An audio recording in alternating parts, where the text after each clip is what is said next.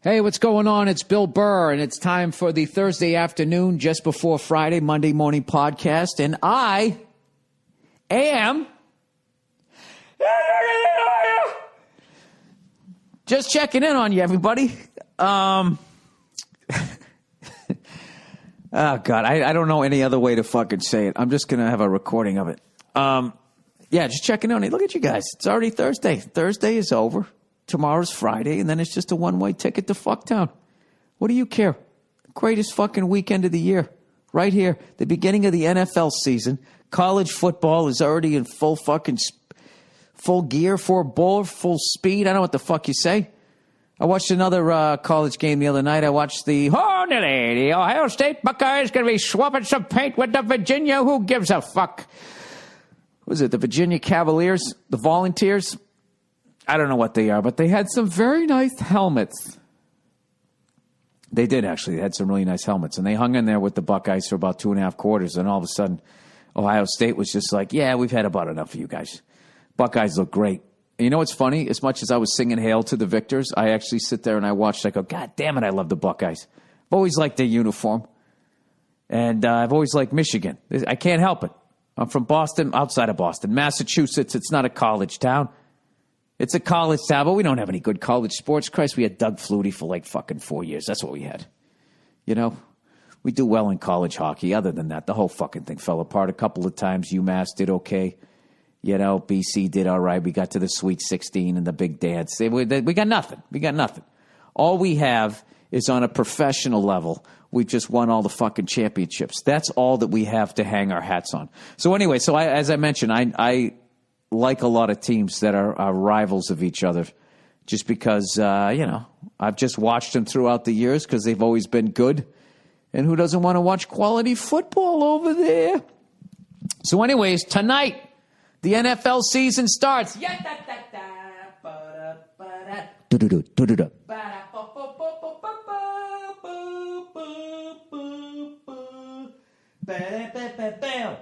Right? And I'll tell you, it's a goddamn shame that the two teams tonight have collectively won 10 Super Bowl championships, and they're going to fucking deal with all that Jim hearsay. How did I not fucking come up with that until now? Jim hearsay out in fucking all of his, can't fucking prove it, but we definitely probably think that maybe he knew something. Unbelievable. 4 fucking games and draft picks. It's unreal. That's what happens when you're on top, everybody. All of you guys out there, all you fat fuck wing-eating fucking jerk-offs, you know what you are? You guys are all just jelly. The same shit you put on your fucking donuts. That's what you got going on with the Patriots. Fuck all of you. I can't hear any of you. I'm done with it. I'm done with it because today I got into it with a good friend of mine who's a Pittsburgh fan, and he explained away Terry Bradshaw's "we use steroids" comment, but was convinced. But why did you destroy your cell phone? You know, why did he destroy his cell phone? Why did Terry Bradshaw say you use steroids? Oh, Terry's crazy. I love sports fans. Absolutely love them. They cannot see anything wrong that their own fucking team did. And I'm going to pause now as I wait for you guys going, well, what about you, Bill? Hey, we cheated in 2007 for one game. For one game, we cheated. That was a brand new rule. We ignored it. Fucking Mangini fucking saw it. He called us on it, and we were 100% guilty of cheating. One fucking time. It was a brand new rule. So all you dumb cunts who go, well, what about 3 to 5 years early when you're winning those Super Bowls? Well, it wasn't illegal to do that, you dumb fuck. By the way, if you ever go to a game, watch the guys sending in the signals. And when I say guys, it's plural. There's always like 3 or 4 people fucking sending in the signals because they don't want you to figure it out because everybody does it. No, they don't. Only the Patriots do. Whatever. Suck a dick. So we're coming out tonight, and I'm hoping that we're going to ass rape the fucking Steelers and the rest of the league and win another championship this year, because I would just love to hear what Jim Hearsay's going to say or some other fucking team. starts some rumor that ESPN then picks up without even researching and then apologizes at 2 in the fucking morning. Those spineless cunts. But anyways, who gives a fuck about all that? It's football season. The dog days of baseball are behind us. Baseball's going to matter. Football always matters. Basketball and hockey are right around the fucking corner. This is one of the great months of the year. You know? One of the great months of the year. And you know what? There's no bunny rabbit. There's no fat guy coming down the fucking thing, right? Jesus didn't do anything this month. Jesus didn't do shit in September. His whole 33 fucking years never did a goddamn thing that I have to pay attention to. All you got is like those 19 Jewish holidays, of which, you know, people who aren't even Jewish get like 8 of those days off. So God bless the Jewish people. The Jews over there here in September. It's a great fucking month. Hey, you know, the last time I talked to you guys, I mentioned that I was using the big green egg to finally go and try and attempt to smoke something. And I don't think I've ever been so excited in my life when I got that fire going. Oh, and that hickory started smoking and all of that stuff. But unfortunately, my fire ended up going out about 2 hours into it. So my question to other people who smoke with the egg, how do you layer your fire? Because, like, I obviously need more charcoal, but I can't have the temperature go higher than a certain, I want to keep it around like 200, 180 to 220. I just put it right at 200 because everybody was saying, I do it at 220, I do it 180, I do 210. I said, fuck it, split the difference. I have it at 200. So how do you build that fire where it's not going to go out in 2 hours, but it's not hotter than like 200 degrees? I just don't know how to do that yet. And it's a lot easier with the smoker because I would think that, you just keep adding to it. Although with the smoker, I heard you start with charcoal and then the wood starts burning and then you keep it at that. Or maybe you just add more wood. I don't know. I'm a complete novice. So what happened was when I took, when I took the ribs off after like 3 hours, and everybody's, 3 hours, I do it 5 hours, I do it 19 hours, I do it for an hour and a half. Everybody's got a different, no fucking idea how to do this shit. So 3 hours I take it out because my fire was dying all the way down. And I took them out and had this, it looked like they'd been smoked. So I was already really excited about that. And then, I ate one of the small ones and it seemed to be done. And then I cut into the next one and it looked like a burger that was medium rare. So like a fucking asshole, I was so hungry, I said to hell with it and I bit into it and I chewed 3 times and I'm like, Bill, what the fuck are you doing? You're eating an undercooked pig. Are you out of your mind? So I spit it out on the plate and then I just took all of the ribs and I put them in like a casserole dish. I put some water in there and I just baked them in the oven and finished them. And they were delicious. They definitely had a smoky flavor, but I wanted to finish the whole thing on the egg. So if anybody has the big green egg and you know how to do it, how I maintain a fire, when they talk about, if someday I do a brisket or a pork butt or something like that, how do I maintain that temperature and that fire for that long? Do you have a system? Make me a video for the love of Christ. But anyways, so it didn't quite work out, but I knew that was going to happen anyways. I knew I was going to fuck it up the first time through. But other than that, everything else was working. And also, do you guys prefer the hickory chunks or having those little chips that you soak? That was another thing, because I felt like the hickory chunks just really just burned right the fuck up. When I opened it, it was nothing but ashes. So, I don't know. I got a lot of questions, but I ain't going to quit. I'm just going to keep going with it. So anyways, another thing in sports that I forgot to mention is the U.S. Open. All right? And Serena Williams is trying to become, let's see, actually look this up. She's trying to become the 4th tennis player all time to have a season slam, which is winning all in the same calendar year, the Australian Open, the French Open, Wimbledon, and the U.S. Open. There's a short list of people that through their career have won all 4. But there's only three people, that have ever done it. Margaret Court did it in 1970. This is so not the Monday Morning Podcast. I actually have information here. Steffi Graf did it in 1988. And Rod fucking Laver did it twice. 1962 and 1969. And that is why a lot of people still consider him arguably the greatest male tennis player, I should say, of all time. He won 11 overall, and he had a career slam. Obviously, he had the season slam twice. Nobody's ever done it twice. So I actually started looking up because I'm like a fucking numbers nerd when it comes to sports.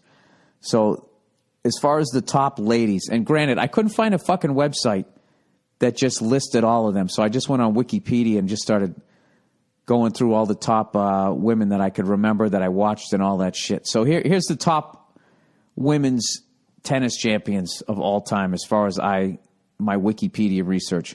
Margaret fucking Court over there. She's won the most. She won 24. She won them before the Open era, which I believe started in around 67 or 68. I don't even know what the fuck I forget what that means. The Open era. What does that mean? After the Summer of Love, people started whoring it up there? Sorry. Let me see what I got here.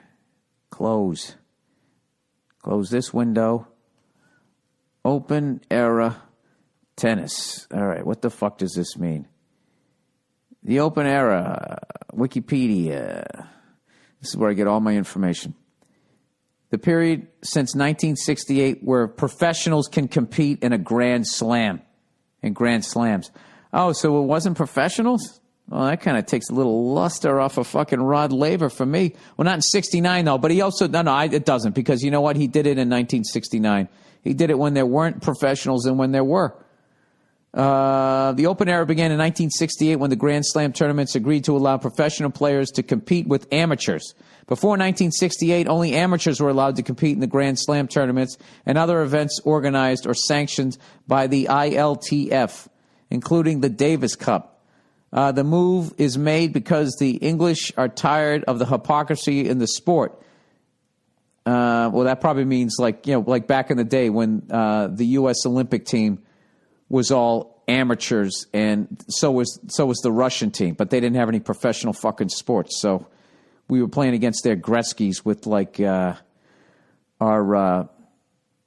what was that guy's name? Six Killer. Who's that Oregon quarterback or Washington quarterback from way back in the day? One of the great names ever. Six Killer, right? Sonny Six Killer. I swear to God, that's an actual name of a quarterback that I learned. Sonny fucking Six Killer is a former American football player and sports commentator. That is the greatest. Sonny Six Killer? Who the fuck wouldn't want that guy as a quarterback? Born in Oklahoma and is a member of the Cherokee Nation. Jesus Christ. If that guy came around today, it would be marketing gold. Holy, Sonny Six Killer is taking the field. Actually, Keith Jackson was around back there. Sonny Six Killer. Quentin Tarantino couldn't come up with a better fucking name than that. All right, let's continue here. So Margaret Court won 24, mostly during pre-Open era and through the last few after the Open era. Steffi Graf, 22. A lot of people put her above Margaret Court because all of hers were during the Open era when it was all professionals. Steffi Graf won 22. So Margaret Court, 24. Steffi Graf, 22. Serena Williams, 21. She wins, obviously, the U.S. Open. That'll be 22, and she will become the fourth woman of all time and the fifth person collectively ever to have a season slam. Martina Navratilova, 18. Chris Evert, 18. Billie Jean King, 12. And then on the men's side, Roger Federer has won 17. Pete Sampras and has a career slam. All those women that I just mentioned, they all have the career slam. Pete Sampras won 14, but he never won the French. Rafael Nadal has won 14, but he never won Australia. But Rafael Nadal has the record since the Open era of winning the most single Grand Slam event he won than anybody else.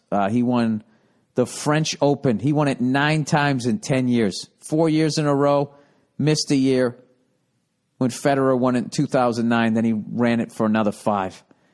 Rod Laver has 11. Bjorn Borg has 11. Never won the U.S. or the Australian Open. Andre Agassi has 8. Has the career slam. Yvonne Lendl has 8. Never won Wimbledon. McEnroe has 7. Never won Roland Garros or the French or Australian. Boris Becker 6. Then I had to look up Stan Smith. You know, he's got that sneaker like Jordan that they never retired. I'm like, I got to see what this guy did. Stan Smith won 2.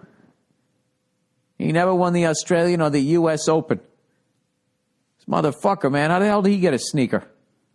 Let's see when he won it, now that I know what the Open arrow means. Stan Smith. Yeah, he won it in the Open era. He won 72, he won Wimbledon, and the U.S. Open he won in 71. I know I sound like the fucking Rain Man, but I get into this type of shit.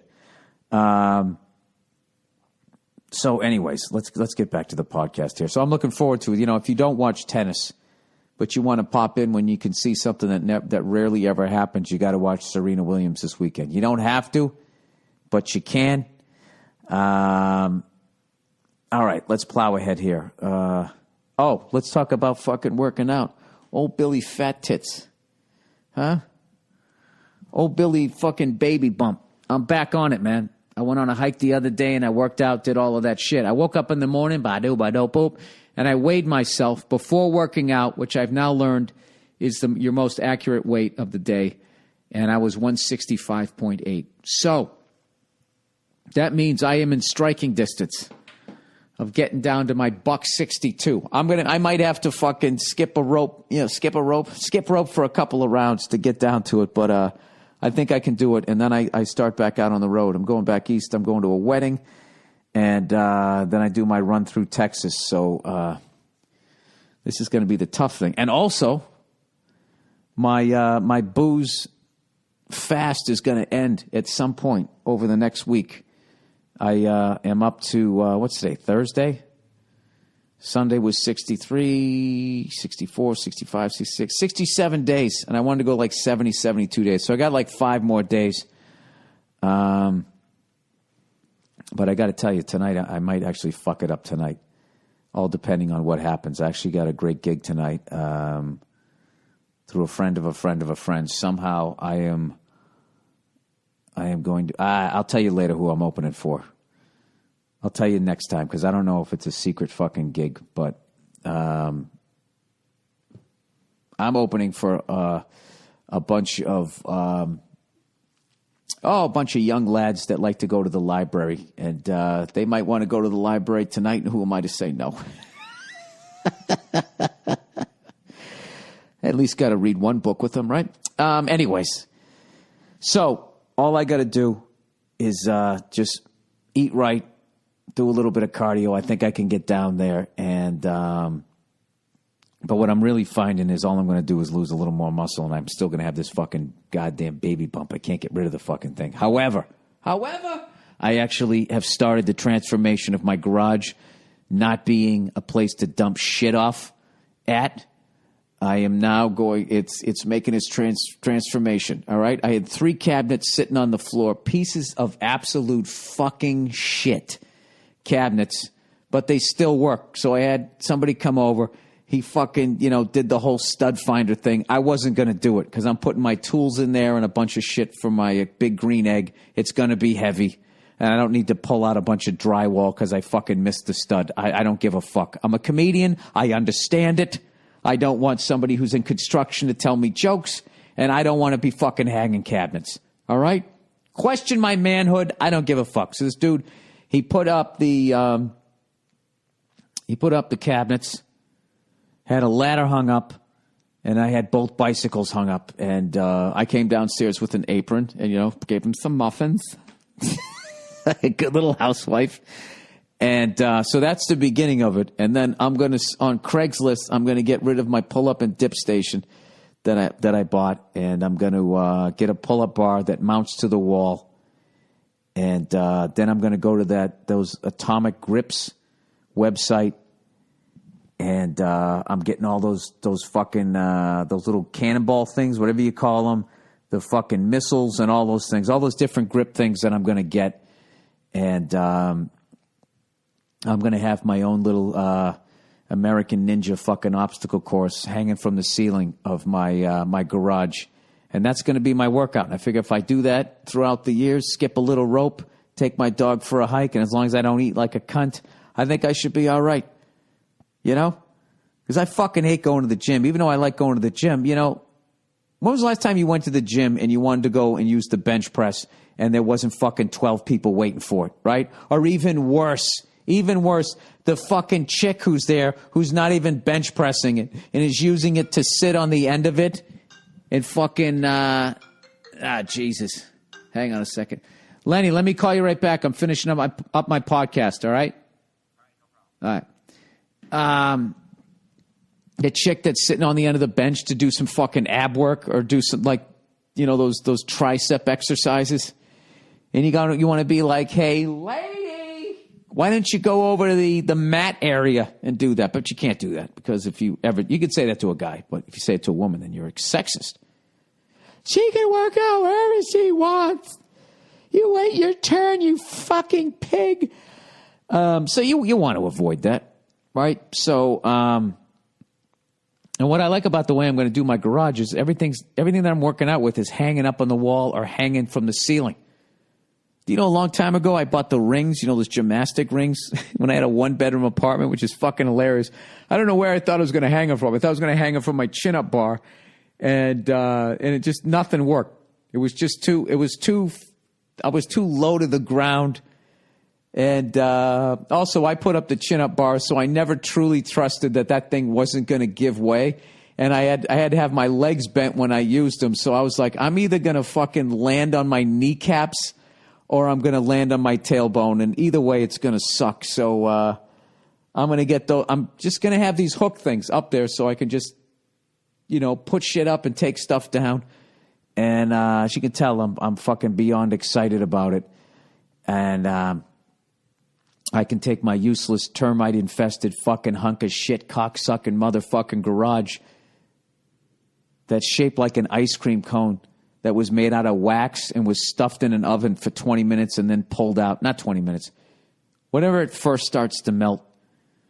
Even the guy, the construction dude who was helping me put that up was saying that the garage itself was an optical illusion. As far as, like I was telling him, like he saw in the wall. Thank God it's just shitty drywall. Like I've scraped, you know, my bumpers hit the side of it a couple of times because as it's coming in, I'm looking onto the left because that's like cinder blocks and concrete. So, I mean, this thing was built for a Model T Ford, and I'm getting a 68 F100 in there, so it gets a little tight, you know? Hey, it gets a little rough, you know? So I'm paying attention to the fucking concrete, and on the other side, it comes in at like a 15-degree angle, and then all of a sudden it just increases to like 18 or 19 degrees, and the wall is all white, so you can't even fucking see it. And, you know, it's a truck. Nothing happens to the truck. It just puts a hack mark in the fucking wall. And I'm actually tempted to talk to my neighbor and be like, dude, how much would it cost for me to buy 1 foot your way the length of my garage? Can I buy that property off of you and build a garage that's fucking square? Can you do that for me? I wonder what he would say. He'd probably say, well, you know what? Go fuck yourself. And I'd be like, you know what? That's probably exactly what I would say. Why do I give a fuck about your garage and your problem? I don't give a shit. So anyways, last night I worked out some material. Jesus Christ, was I fucking just rusty last night. It was a lot of work, is all I can say. Oh, by the way, so the big college game that I'm going to this year is, I'm going to Texas and OSU. And because I'm getting ready for that Madison Square Garden show, I'm doing another big tour in October, and that one starts off, we're going to go to Notre Dame, USC, and that is the entire Rose Bowl crew is going to that game. Bartnick, Lawhead, and myself. And that's how we start the tour off. We just got some nosebleed seats up at the top of the stadium. So if you're going to the game, look for the me and 5 other people to come stumbling in to watch that game. I'm actually not going to get too ripped for that. Famous last words. But I think, I want to watch that game because I think Notre Dame is going to be really good this year. I don't know about USC. I know that they won, but I don't know who they've played yet. But it's like I said, I hope Michigan gets good. It's good to see Notre Dame good again. It's good for college football. Even it's like I said, as a Red Sox fan, it's good when the fucking Red Sox and Yankees are good. Speaking of which, we sucked a dick this year. All right, let's read some of the advertising here so I can wrap this up. All right, ZipRecruiter. Business owners, did you know that summer is a grand time to hire the best people? With your competitors on vacation, there's less competition for quality candidates. But posting your job in one place isn't enough to find them. And when you're short-staffed, there's no time to deal with the dozens of different job sites. Until now. Thanks to ZipRecruiter.com, you can post to 100-plus job sites with a single click of your mouse there. If you still use one. Just post once within 24 hours. Watch your candidates roll into ZipRecruiter's easy-to-use interface. Plus, be instantly matched to candidates from over 4 million resumes. ZipRecruiter has been used by over 400,000 businesses, and you can try it right now for free. Try ZipRecruiter and get your preferred candidate this summer before they go to somebody else. Today, you can try ZipRecruiter for real. Go to ZipRecruiter.com/Burr. That's ZipRecruiter.com/Burr.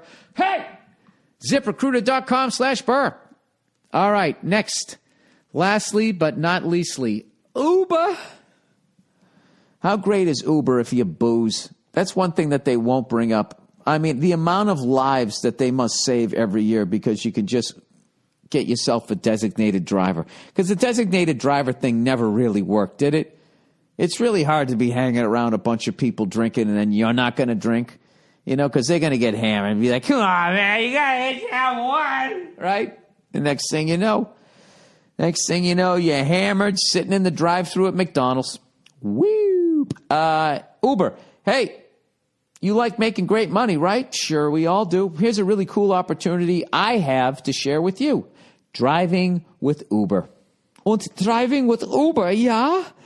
Uber's that popular smartphone app that connects riders with drivers. People take Uber a bunch. People love them, by the way. And in chatting with the different drivers, some of them have really interesting stories as why they drive with Uber. Here's some right here. They love being their own boss. They earn great money. It's easy to start. All you need is a car and a license and a little bit of motivation. Driving with Uber is great for anyone who needs flexibility. Parents, this is a really easy way to work around your family schedule. Students, you can make some extra money between classes. No more stripping ladies. Now's the prime time to cash in driving with Uber. You'll thank me for telling you how to get paid every week. I could be getting into your car when you drive with Uber. I'll tell you right now, I won't be sober. You got a car and a license. Put them both to work for you and start earning serious money, serious life-changing money today. Sign up to drive with Uber. Visit drivewithuber.com. That's drivewithuber.com. Hey! drivewithuber.com. All right, let's try and wrap this up. What the fuck was I just going to tell you guys about? Something dumb that I did. You know what happened right before this? My doorbell rang and the guy came over with the samples of the different stain because my front gate is about ready to fall down, as are the driveway gates, because they're, absolute piece of shit, cocksucking motherfucking gates. Not to be confused with my cocksucking motherfucking piece of shit garage or the cocksucking motherfucking cunty plumbing and cloth wiring in the walls. But slowly but surely, we're getting this thing together. Fucking unreal. Whenever I think about this house, how long it's been around, and all that, I just think of like, remember that game, The Wonder Ball? The Wonder Ball goes round and round, ba ba da ba ba. You are bound to do do do, and you are last, and you are out. O-U-T, out. That's what I feel like. Everybody just kept passing the buck, and by the time I got it, the fucking shit hit the fan. But I take some perverse pleasure in being the one that fixes up this fucking house. You know, just to know whoever I sell this to isn't gonna inherit a bunch of fucking problems. Do you know they went up on the roof and they told me once again we're having an El Nino and these guys fucking put the drains too high? It's just never ending. This would be the third time I have to get my fucking roof fixed. And I know what you guys are thinking. Well, Bill, why don't you just sue somebody? I'll tell you what, because I don't want to go to court. I don't want to fucking sit there and have those guys string it out for 3 years as it continues to rain down into my fucking living room. Whatever. I picked a couple of dopes. I'm 0 for 2. I think I finally found somebody fucking reputable, and they'll do the thing right. I don't even want to talk about it. So anyways, my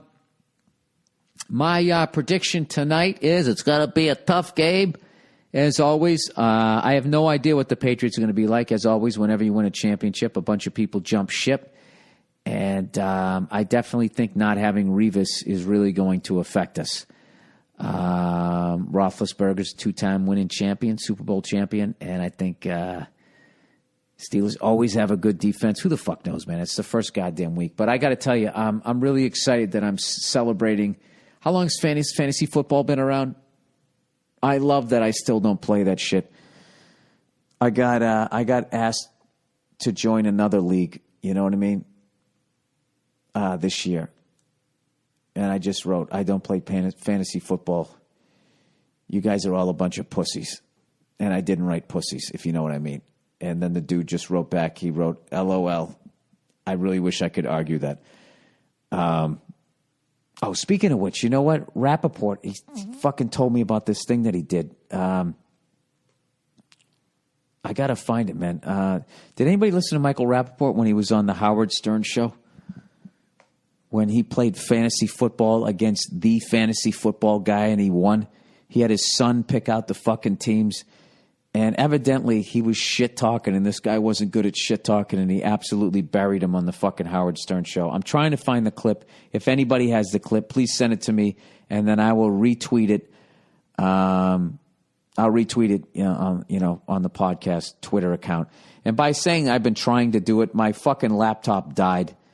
I got a new hard drive put into it, and it shit the bed. So I just said, fuck it, and I went out and I bought like an $800 laptop. Fuck it. I'm done buying expensive ones. Not like $800. That's cheap for a fucking laptop. So I'm not, and this is the great thing about this one. This laptop, I'm not putting any information on it. I'm not putting any of my fucking music on it. I'm not putting anything on it. So when it inevitably shits the bed, did you save it to the iCloud? Fuck the iCloud. Fuck the iCloud and fuck Disneyland and fuck Disney World. I read up on that shit. Dude, that is so goddamn creepy how they're going to microchip you when you go in and out of that park. The entire fucking time. And the only way to fight it is to just not go.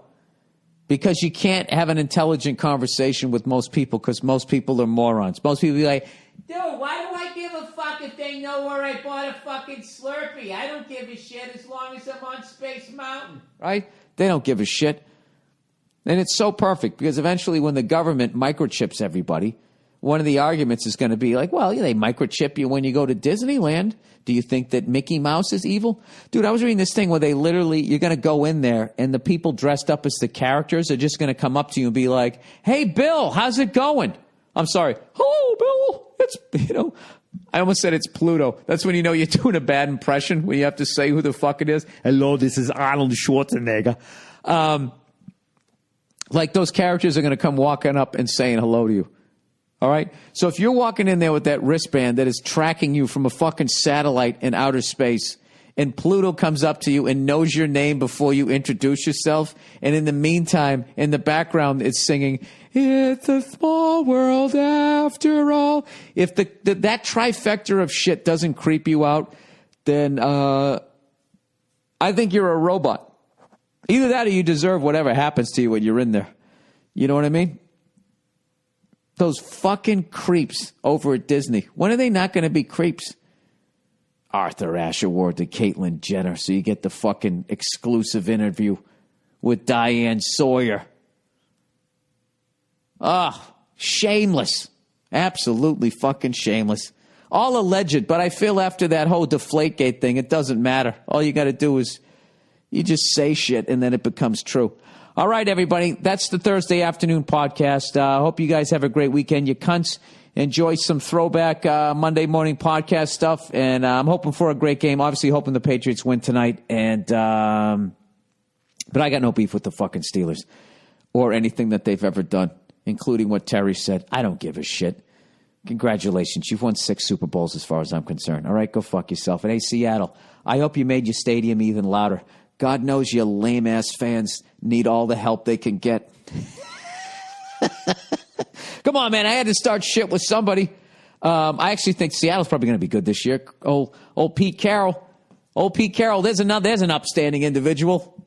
Bill Belichick's a piece of shit. But I'll tell you that Pete Carroll, old Pistol Pete. You know what the genius of Pistol Pete is? He's as filthy as anybody, but he dresses like Flanders on The Simpsons. That's what Belichick should be doing. A hoodie is just evil. People don't trust you. But you put on a pair of Dockers, you know what I mean? Keep your stomach down and go, woo, after every fucked up play. God damn it, people will love you. All right, go fuck yourselves. Have a great weekend, you cunts, and enjoy the throwback Monday morning podcast. Hey, Bill. Maybe you can help me out with this thing. Now, I haven't read any of these things, people, so bear with me here. This sounds ridiculous, but hear me out. I met this girl a couple of weeks ago, and I've been talking to her and hanging out with her nonstop. We is pretty. What? I guess it's she is pretty. She's pretty, funny, intelligent, and one of the most upfront and honest people I've ever met in my life. In fact, maybe a little too honest because she tells me every day how great, cute, honest I am, and it's a little much sometimes. Anyways, we've been hitting it off like crazy, and on Saturday she spent the night, and we hung out all day Sunday. Around 9 p.m., we got on the topic of old jobs. Oh, fuck. Is she a dancer? And she told me that a few years ago she worked in a pet store. Okay, I guess wrong. There was a hamster there that would bite her every day, drawing blood, and would attack coworkers and customers. Generally, the hamster was a crazy douche. One day, her and a coworker decided they had to do something about this thing, to put the hamster in a bag and smashed it against a wall. Whoa. What? Jesus Christ. What a fucking left turn that was. They put it in a bag and smashed it against the wall. Needless to say, I was shocked. The first thing I said was, holy shit, lady, that's kind of crazy. That's the kind of crazy that makes a wife cut her husband's dick off. I'm sorry, dude, that was a hilarious line, and I blew it. The first thing I said was, holy shit, lady, that's the kind of crazy that makes a wife cut her husband's dick off. She said she still feels horrible about it, and that she killed it that way because she couldn't think of any other way to make it quick. But geez. I mean, I've never been in that situation, but that seems kind of crazy, LOL. This seems like something straight out of a Seinfeld episode, but I just keep thinking about it every time me and this chick are getting together. Should I just accept this is a crazy story? Or is this a sign that she has serious issues? Remember, this happened years ago, and she seems absolutely sane otherwise. Please help. Potential murder victim? Question mark. Dude, some of you guys are really fucking funny, man. The way you guys write this shit. But you got to admit, I have improved with my reading. I feel so bad that I butchered that goddamn line. Okay. Jesus Christ, what do you do with this one? This is fucked up on like so many different levels. Okay, let's start with the first thing, the cruelty to animals. Okay? Not only cruelty to animals, like what she did, I could do that to an ant. I wouldn't even do it to a spider. I could do it to a fucking mosquito. She basically treated a hamster like a fucking mosquito. Now, granted, a hamster... Well, okay, let's try to be a little empathetic here. Empathetic. Let me try to put myself in her situation. If I was younger, 20 years younger, and a hamster bit me every day at work, and I'm working at a fucking pet store, would I smash it against the wall in a bag? No, I wouldn't. However, I would do something to it.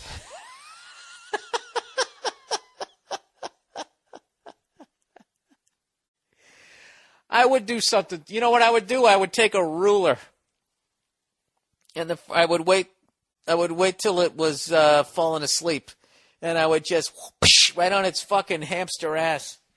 And it woke up, doing whatever the fuck it did. I would just take the ruler and I would pin it against the fucking cage, and just watch it get all upset. I would bully it. That's basically what I would do. Huh? You like that? You like that, you little fucking hamster? Huh? I wouldn't hurt it. I'd just keep it pinned there. I would frustrate it. I would frustrate the living shit out of it. That's what I would do. I would do something like that. I think I would do that, but I would not smash it against the fucking wall.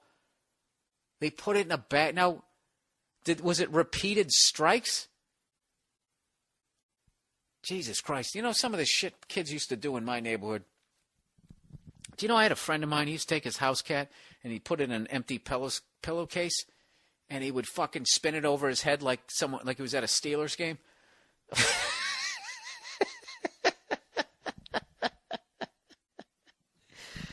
You know? That's what the fuck he would do. And then sometimes he'd put it in the dryer. And he used to tell me these stories, and I used to laugh my fucking ass off. For some reason, I found it funny back then. Now I find it absolutely horrific. And I would never do it. But if I had to do it to either a dog or a cat, I would definitely do it to a cat. But it'd have to be a real douche of a cat. All right, so we're getting off the subject here. So it's cruelty to animals, and she works at a pet store, so that's bizarre.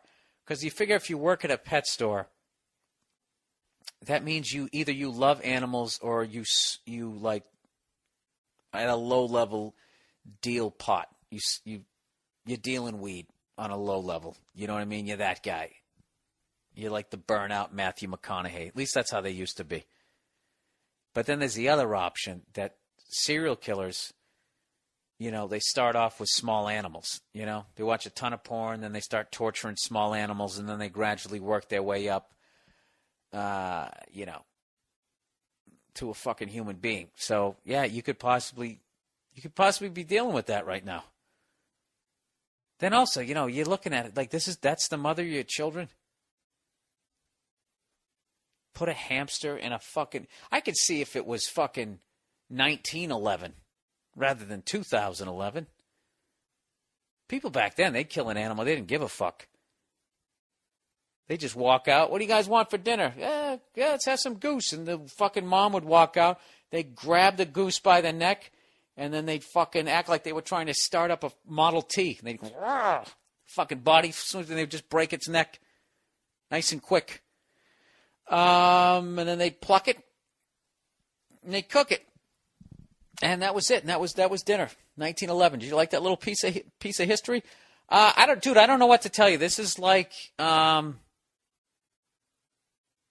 that's really fucking insane. And at the very least, if you get into a fight with her, she's at the very least, I think she's going to throw something at you. She might be one of those. I have no idea, dude. How hot is this girl? I think some of these people, I need like a picture to see if it's like worth it. You guys seem to be connecting on like a personality level, but I really got to tell you, you know, that's just like something Roger Clemens would do. I could picture him doing that, you know. He has that Posey from the fucking Dirty Dozen sort of vibe about him. All right, here we go. All right, Bill, one of my best friends has been going to church for years, and previously it has never bothered me at all. Oh, Jesus. I grew up Catholic, and like so many Catholics, I got raped. No, kidding. I no longer attend church, but it doesn't bother me in the least if someone else wants to go. This guy is the exact mindset that I am, except I make fun of people who go to church a little bit. A few months ago, my friend started asking me if I would like to go to church with him. Gay. I politely declared that's a gay thing to do, and I don't mean. How is it gay to ask someone to go to church with you? Because you're both going to be wearing sweaters. You're going to be singing songs. You are the most Hallelujah, person. Hallelujah, Hallelujah. You're going to sit there and sing with your fucking friend wearing a sweater? And then the priest up there, who God knows what he did, is going to be like, he had a beard and some long hair and he cured a leper. None of you guys can do that, so you better give us some money. Hallelujah. Yeah? You are not making fun of Mass right now. Is nothing sacred to you? It's nothing sacred. There are some things that are sacred. Like what? None of that horse shit. That oogly boogly. It's not oogly boogly. It's a hymn. Well, it's like a call and response. I'll tell you what's sacred. I'll tell you what's fucking sacred. You asked a question. Now you're getting the answer, toots. I'll tell you what's sacred. What's sacred is how you go out in the playoffs. The Celtics went out with heart. We still lost our fucking... We still got our asses kicked. We still got our asses kicked. We still got our asses kicked. All right? But there was no quitting that team. All right? Okay. That's fucking sacred. What's sacrilegious is what the fucking Lakers did. And I'm not disrespecting the franchise. I'm saying what the couple of those, and it wasn't all of them. It was really what Bynum did. I didn't even think what Odom did was bad. All right, can you just finish reading the question? Jesus Christ! Really? All of a sudden you're dictating it? You ask me why. So he wants to go to church with him. I repeat, gay. I politely decline. Dude, I'm not doing that shit. Stop filling in the blanks with your own commentary. Why? That's not a part of the letter because you're presenting it in a biased fashion. Just read it and then give your opinion. You see this shit? Isn't this a classic fucking broad? It's like, I've been doing this shit for 4 years and you're telling me how to run it. Yeah, you have no idea how many moron guys are going to send in hate mail because of that. Not because you're a jerk, because some other... Well, they're morons, so I don't give a shit. Jesus, this fucking elitist attitude. Since then, my friend has told me he feels it's his mission to spread the word of God. Stop saying it like that. Hallelujah. And continues to ask me to go. They got him. He drank the fucking Kool-Aid. Now he's a zombie. And as time passes, he's getting more aggressive with his sales pitch. That means he's probably reaching out and like touching his hand. What started off with him just slipping it into casual conversation has now led me to receiving text messages that say the following. This means more to you. This means more to me than you know. God has poured out love to me, and he is reaching out to you also. Ignore if you must, but there is a lot at stake here. Wow. Yeah, no, That's a little intense. Yeah, he's buying into that. Jesus is coming back, and this time he's not fucking around. This time it's personal. Yeah. So he's buying into the rapture. Yes, I get it. That this hippie is going to come back on a stegosaurus and just start killing people. Killing people. What they say is fucking wrong. He's going to come back, wrath, one of the deadly sins. Judgment is mine, saith the Lord. He's the son. He's the Donald Trump. He's got a comb over at this point, coming out of heaven. He didn't make that money. He didn't make the fucking world. He's just a loud jackass. Hey, fuck, whatever. Cast me into the fucking pits. I don't give a shit. You think I want to hang out with you in heaven forever? Just going, isn't this awesome? Yeah, it is awesome.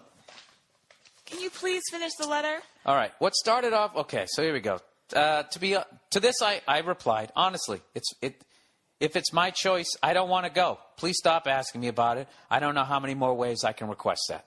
There you go, okay? He responded with, I'll hold off, but know this. God loves you and will not quit if I do. Okay, well then, there's no reason to hit me 2 times. Let's just let God do it, all right? Anyways, here comes my question, Bill. Why does this fucking piss me off so much? Why do these cults do? What do these cults do to these people? He's involved with a church that people do joke around with and call a cult. What would you do if you were me? At this point, I don't even want to talk to this guy because these conversations are infuriating me. Yeah, I would cut this guy out of your life. It's annoying. That's why you feel that way. No, but this is his friend. Really annoying. But this is his friend. This is his friend, and he wants to get him out of the cult. So the thing is if you go to him and you try to get him out of it, you're just going to drive him further into it. So what you do is just stop being friends with him. And hope that'll help, because they're not going to go out of that. He's not going to leave it if you ask him to leave it.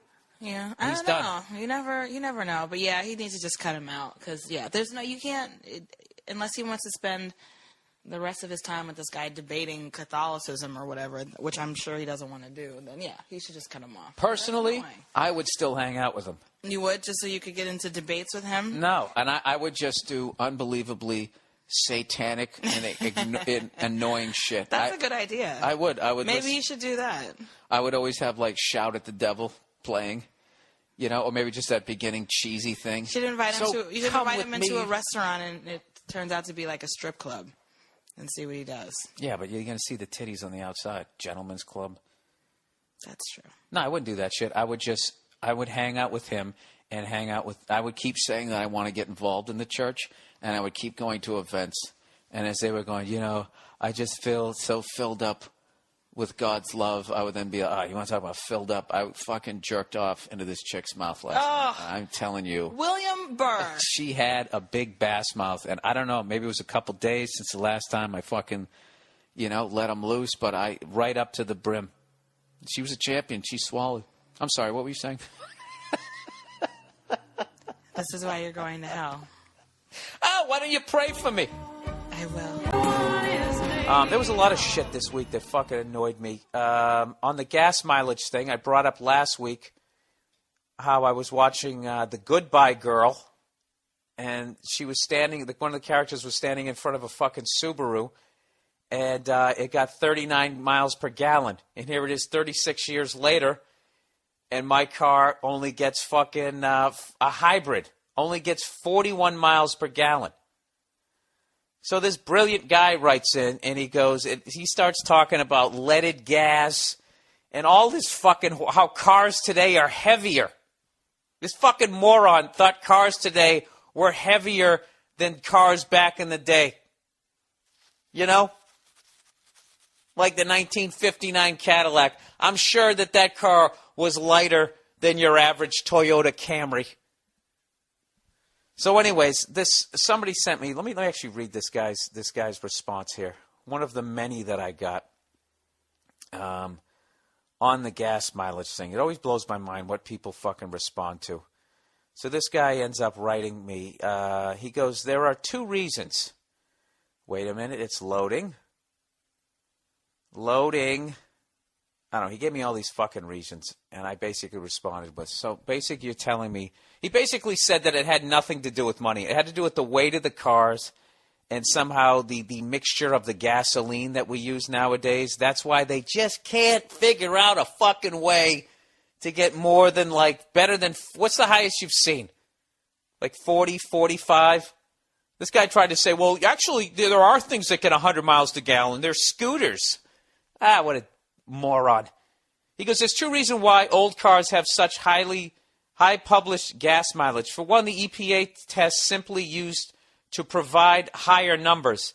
Sir, they've been doing that right up until the last couple of years ago. In fact, the year before I bought my Prius, they were legally able to claim that it got 50, actually almost 60 miles per gallon before they cracked down on the hybrid and made them say actually 41s. I'm aware of the EPA test. I'm aware that they do it when there's no headwind. I'm aware that most of the test is when they're fucking going 25 miles an hour and they only drive the car 55 miles an hour for about fucking 30 seconds. I realize that the numbers are skewed. Okay? He said it's been revived several times over the decade. Yeah, so my Prius, your Prius would get 70 miles per gallon on the old test. No, it wouldn't, sir. No, it wouldn't. It would get more like 60. That's what it did. Let's just say that it would get 70. Who gives a shit? He goes, where am I? The second reason is safety features. Check out the weight of your vehicles. Cars have gotten heavier. No, they haven't. My Prius is not heavier than a fucking Subaru. In the 1970s, it isn't. Dude, I'm old enough to remember when cars actually had metal on their dashboard. They're all plastic hunks of shit now. He goes, cars even 15 years ago featured death traps when compared to the modern cars. No, they didn't. They've had the crumple-free zones. Those no, crumple-free. They've had those crumple zones for years. Sir, in 1988, I was coming home from a Christmas party, drunk off my ass, sitting in the fucking passenger seat of a Pontiac Grand Prix. We pulled up to a red light. There was a fucking Jeep CJ7, the old school one, sitting there. All right? We saw it. I saw it. The driver saw it. But the alcohol didn't quite see it. And we just sort of went, we were slowing down, but we didn't come to a complete stop and just completely rear-ended this guy. All right? There wasn't a scratch on the fucking Jeep. This goddamn car folded up like a fucking accordion. The engine dropped down underneath us. And I didn't even get a boo-boo. I just sort of, I didn't have a seatbelt on or nothing. The car was designed to take 80% of the fucking impact, all right? You're sitting in your cubicle just tossing these fucking numbers out. All right? So basically my response is, I'm saying it has nothing to do with money in the oil companies. So basically what you're telling me is that nowadays I can have a video conference with somebody in Brazil while my entire music collection is in my pocket on a phone that is also a camera and a video recorder. I can upload the content onto the internet and potentially have it viewed by every person in the fucking world, but we can't make a car that does any better than 40 miles per gallon. So fortunately, everything else has fucking progressed. Except for gas mileage. Dude, I'm telling you, they have the technology to get like 500 miles per gallon. They're just not going to fucking put it out. Because that's how powerful the goddamn oil companies are. They're right up there with the banks. You got the banks, and then you got the oil company. The banks control the money supply, and then the oil companies, they control energy. Okay, you control energy, you control the fucking population. Do you know that they're actually out here, there's people, they're selling kits out here to have your own fucking windmill so you can get yourself off the grid. So then they immediately passed a fucking law, General Electric, that General Electric had to come around and make sure that everything was safe. They had to get their fucking noses back in there because they can't have people disappearing off the fucking grid. You can't have people getting free energy. Other than the cost of the fucking windmill. You can't have them sitting there and every time the goddamn wind blows, it recharges a generator and now I don't have to work as much. If I don't have to work as much, I don't have to go into debt. You're getting yourself off of the fucking treadmill and they can't have that.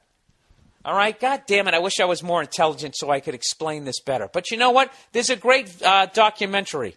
I'm actually going to email this guy back. It's called The Gas Hole, full documentary. And they have everything from the urban myth of the water-powered carburetor, which this guy who wrote to me completely dismissed. He completely dismissed any sort of that exists because he sits in a cubicle and I sit in a fucking bedroom. All right, and he tries to just say that's just another media hoax. Oh, they said Dewey beat Eisenhower or fucking like dumb shit like that. Okay? This documentary have everything from like the urban myths that these water-powered cars existed, all the way up to a retired scientist who worked for Shell. You just have to watch this documentary. They were showing there was a book out that claimed that they could get 149 miles per gallon in the 1950s on like a Packard or a DeSoto. And by the 70s, this scientist who worked for Shell said they had gotten it up to 1,000 miles per gallon. All right? I don't know why people think that it's absolutely impossible to improve the gas mileage. Some people feel that. I don't know why people feel like we can't come up with anything better than the gas combustion engine. It's complete it's the same level of bullshit as that there's an actual difference between a Democrat and a Republican. Watch this documentary, The Gas Hole. We're going to have the link up on the Monday morning podcast. Just watch this shit. And I don't know what to tell you. Some of it looks like, okay, they have this old guy going, and this guy showed up and he had, it was a contraption made out of, it was powered on water. And then he claimed that Shell bought the patent, gave him $1 million, and then he could never fucking, make another one. Now, that's the kind of shit. Some old guy saying that he saw it on a salt flat in the 1950s. I'm not going with that. All right? I'm not that much of a fucking whack job. But when a guy who used to work for Shell is coming out saying that type of stuff, it gets to the point like, are all of these people nuts? You know what I mean? There's no fucking way. I don't give a shit whether there's lead in gas, whether there's not lead in gas, how much the car fucking weighs, or any of that bullshit. There's no fucking way that in almost 40 years you can't do better than 2 more miles per gallon. I absolutely fucking refuse to believe it. I fucking refuse to believe it. I think it's complete fucking horseshit. It's just another way to keep control of the herd. Now, if you want to argue that you need to keep control of the herd or there's going to be absolute chaos, so we have to keep cars down like that, I will listen to that argument. But if you're going to come at me and tell me that in 2011, okay, when I'm reading shit that in the medical field, they can now grow a new colon for somebody outside of the body. I read this thing on that TED.com. This woman had a completely ulcerated large intestine. So they took some sort of tissue culture, whatever the fuck that means, out of her diseased colon, used that to then grow another one outside of her body. When they were done growing it, they took the old one out and put the new one in like she went down to Midas Muffler. And it totally fucking worked. Okay? Up until like 5 years ago, you were looking at a colostomy bag. You would have a bag of shit right under her fucking right titty for the rest of her goddamn life. Her social life would have been over. Okay? If they can do that, you're telling me, you're still going to tell me they can't do anything better than about 45 miles a gallon. You're really going to sit there and believe that in your goddamn cubicle. That they just can't fucking figure it out. The only way I can get like 100 miles a gallon is if I ride on a fucking scooter. You, sir, believe in Santa Claus. I remember one time I had this old piece of shit truck, right, that I drove for like 10 years because I knew I wanted to be a comedian and I didn't want to go into debt. So when the engine finally died, I threw a new engine in there. And the guy told me he needed to rebuild the carburetor. I'm like, you don't need to rebuild the carburetor. So you know what this cunt did? He fucking adjusted the carburetor so I would just get shitty gas mileage. Hoping I would be an absolute fucking moron and then drive back and be like, well, I guess you're right. I'm just chowing through gas here. That's what this motherfucker did at his little garage. This little piece of shit did that because it wasn't enough that he fucking made $1,600 fucking bucks off me. He wanted to make like fucking $1,900 bucks. So he did that just as a fucking individual. And you're going to try and tell me that a corporation that basically controls the world's fucking energy is not going to buy up patents by people that are coming up with carburetors and stuff, like carburetors, but coming up with alternate ways of powering a car more efficiently. They're not going to buy that up. Dude, they had that whole Stanley Mayer thing. And that's not a conspiracy theory either. We actually played the news clip on the Opie and Anthony show. Stanley Mayer, great news for individuals, but bad news for oil companies. Claims he's come up with an engine that can run on any type of water. Fresh water, salt water, rainwater, doesn't make a difference. And he claims he can drive across the country on 28 gallons of water. This is of such interest, the Pentagon is sending a lieutenant colonel out there. That was the actual news clip from the Opie and Anthony show. It was an actual news clip. It's not some bullshit I read on a fucking website. Okay? Now, what happened after that, nobody knows. But basically, within 10 years, Stanley was dead and his car disappeared.